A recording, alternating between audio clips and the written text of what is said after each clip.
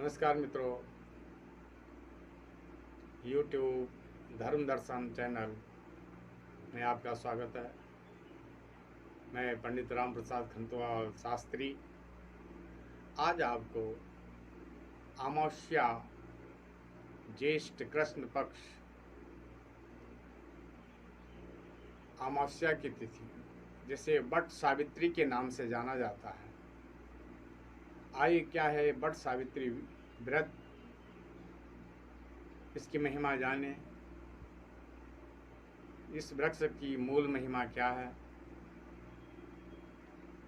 कैसे इस व्रत को किया जाता है, कैसे सौभाग्यवती स्त्रियों को इस व्रत को करना चाहिए, आपको मैं सब प्रकार से अवगत कराऊंगा। कथा पूर्व से अंत तक सुने।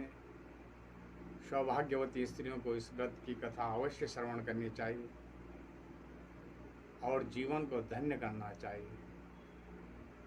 इसी परिवार में, पति पत्नी में प्रेम, सद्भावना, विश्वास और एक अच्छे दाम्पत्य जीवन का मार्ग प्रशस्त होता है। वटस्य पत्रस्य पुटे शयानम बालम मुकुंदम मनसा स्मरामि। वट के पत्ते में प्राचीन काल में, प्रलय काल में,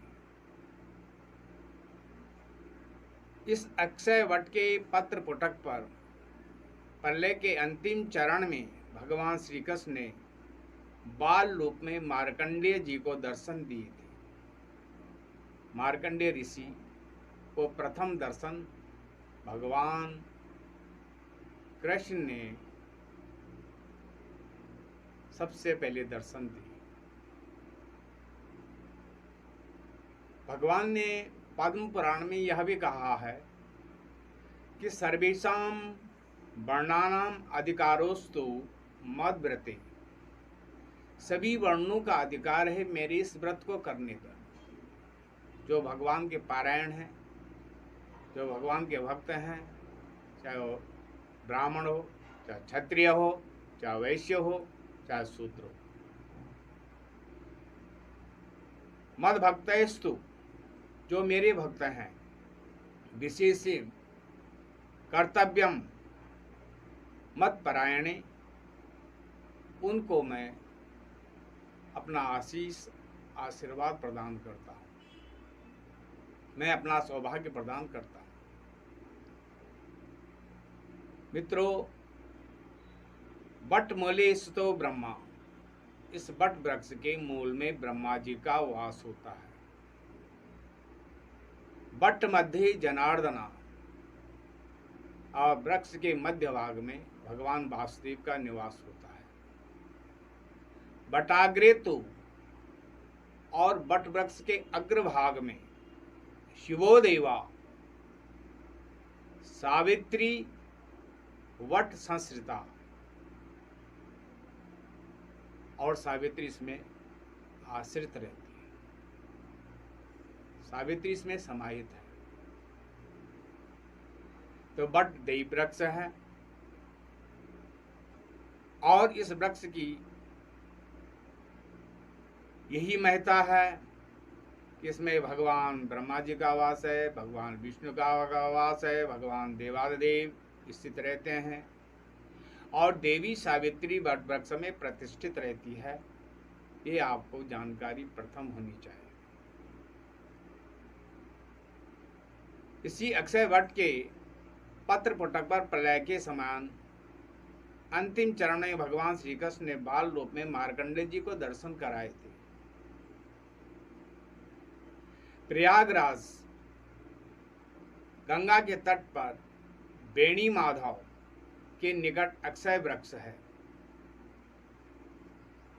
इस अक्षय वट पर भक्त शिरोमणि तुलसीदास जी ने संगम स्थित इस अक्षय वृक्ष को तीर्थराज का छत्र कहा है। संगम सिंहासन सुटि सोहा, छत्र अखय वट मुनि मनु मोहा। इसी प्रकार तीर्थों में पंचवटी भी विशेष महत्व है। 5 वटों से युक्त स्थान को पंचवटी कहते हैं। और कुंभज ऋषि के परामर्श से भगवान श्री राम और सीता लक्ष्मण जी ने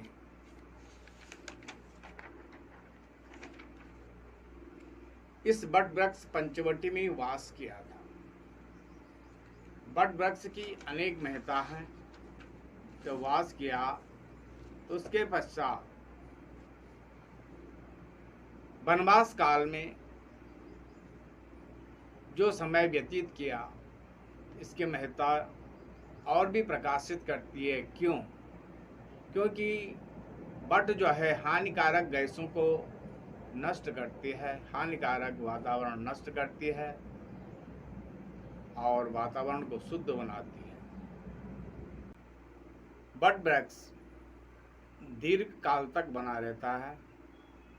इसी प्रकार से हम आयु को प्राप्त करने के लिए, अक्षय सौभाग्य और अपने अभ्युदय के लिए, अक्षय सौभाग्य की प्राप्ति के लिए और अपने अभ्युदय के लिए हम वट वृक्ष की पूजा करते हैं, आराधना करनी चाहिए। इसी वट वृक्ष के नीचे सावित्री जी ने अपने पतिव्रत से मृत पति को पुनः जीवित किया था। तब से यह व्रत सावित्री के नाम से जाना जाता है। ज्येष्ठ मास के व्रतों में सावित्री व्रत एक प्रभावी व्रत है। इसमें वट वृक्ष की पूजा की जाती है। महिलाएं अखंड सौभाग्य के लिए, अपने कल्याण के लिए यह व्रत करती हैं। श्रद्धा के साथ ज्येष्ठ कृष्ण त्रयोदशी से इस व्रत का वैसे प्रारंभ किया जाता है। अमावस्या तक और प्रतिपदा को इसका पारायण किया जाना चाहिए। त्रयोदशी के दिन वट वृक्ष के व्रत का उपवास करते समय संकल्प लेना चाहिए कि मम वैधव्य आदि सकल दोष निवारणार्थम वट सावित्री प्रीत्यर्थम सत्या व्रत सावित्री प्रीत्यर्थम वट सावित्री व्रतम अहम करिष्ये। संकल्प 3 दिन उपवास करने की सामर्थ्य है। तो इस व्रत को त्रयोदशी से प्रारंभ करते हैं। रात्रि को भोजन करें। चतुर्दशी को अयाचित और अमावस्या को उपवास करके पतिव्रता को इसका पारायण करना चाहिए। पूजन करना, पूजन के अनंतर स्त्रियां वट की पूजा करती हैं और उसके मूल को जल से सींचती हैं। पूजा के अनंतर वट की परिक्रमा करते समय 108 बार यथाशक्ति सूत का धागा लपेटा जाता है। ओम करते हुए वट वृक्ष को नमस्कार करते, क्योंकि ब्रह्मा विष्णु और रुद्र का वास है।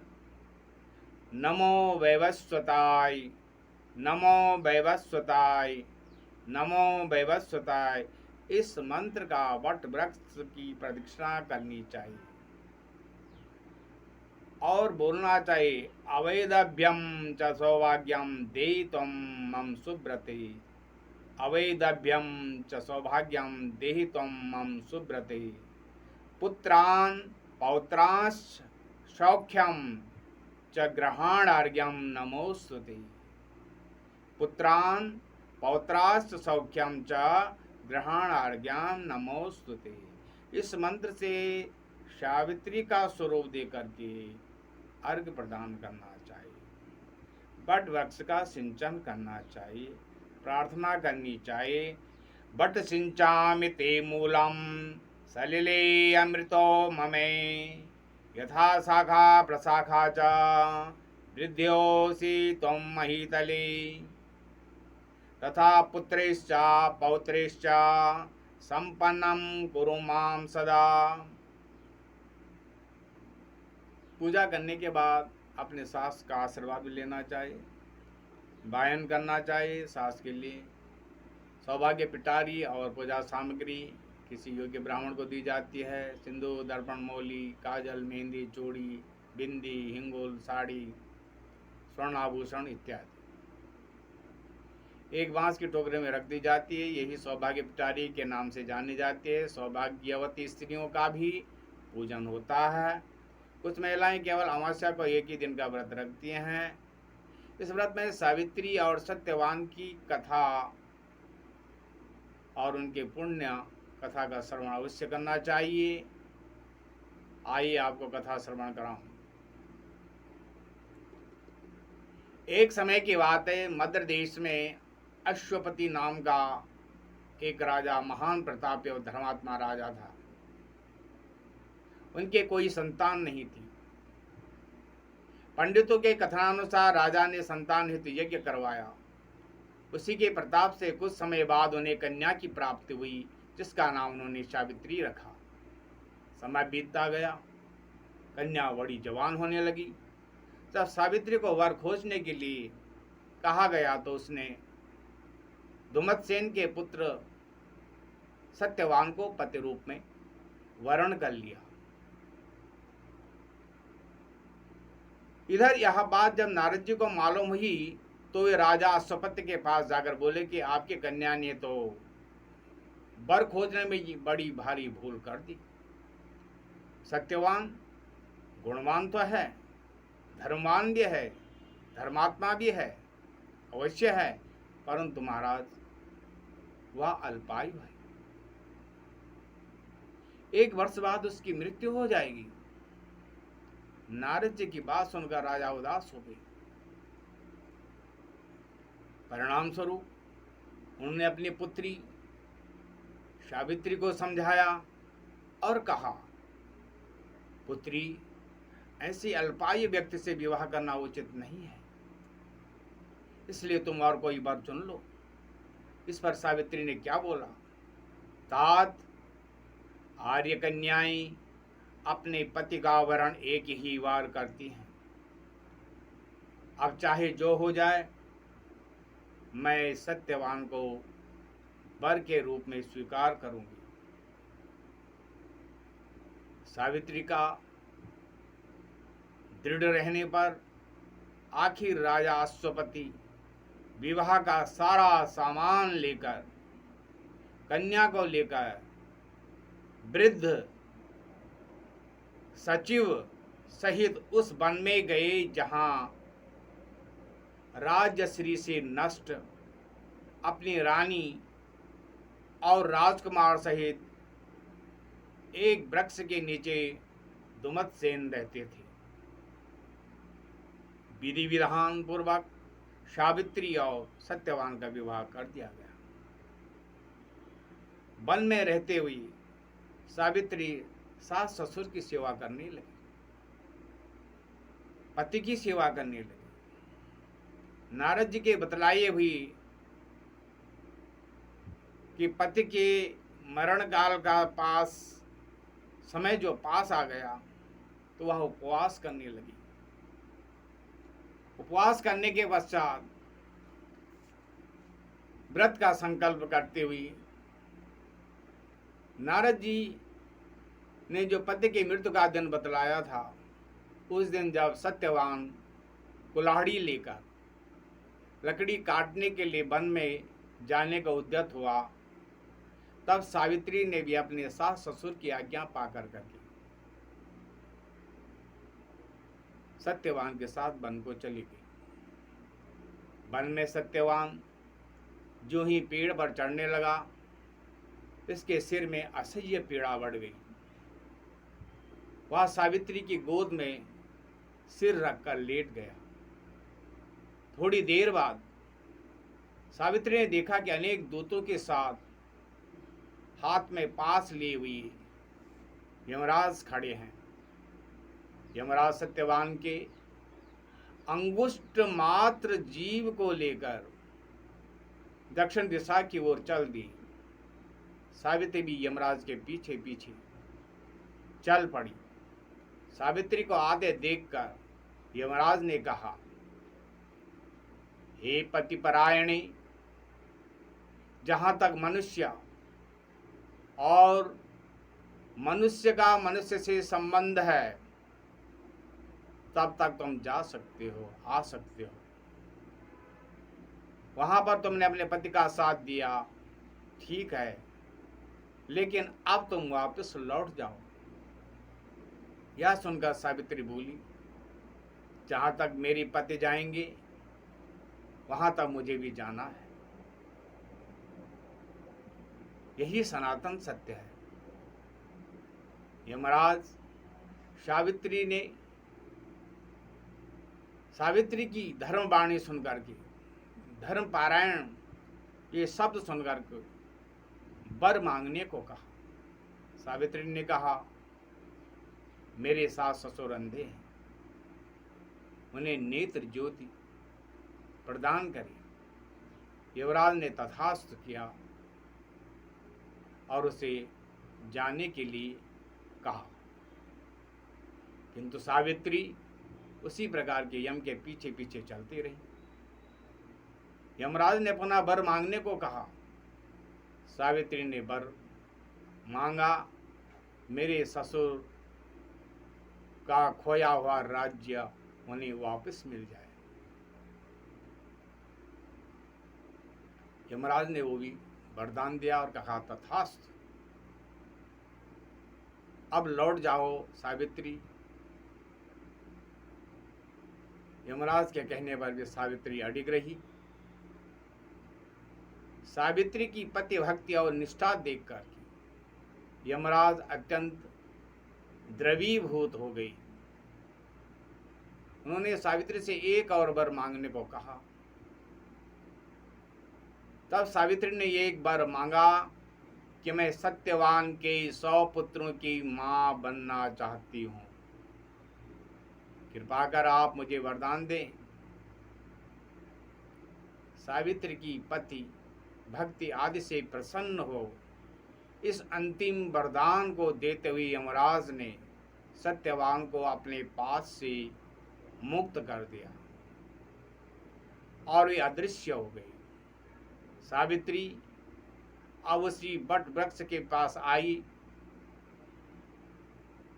बट वृक्ष के नीचे पड़े सत्यवान के मृत शरीर में जीव का संचार हुआ और वह उठकर बैठ गया। सत्यवान के माता पिता की आंखें ठीक हो गई और उनका खोया राज्य उन्हें वापस मिल गया। इससे सावित्री के अनुपम व्रत की महिमा, उनकी कीर्ति सारे देश में फैल गई।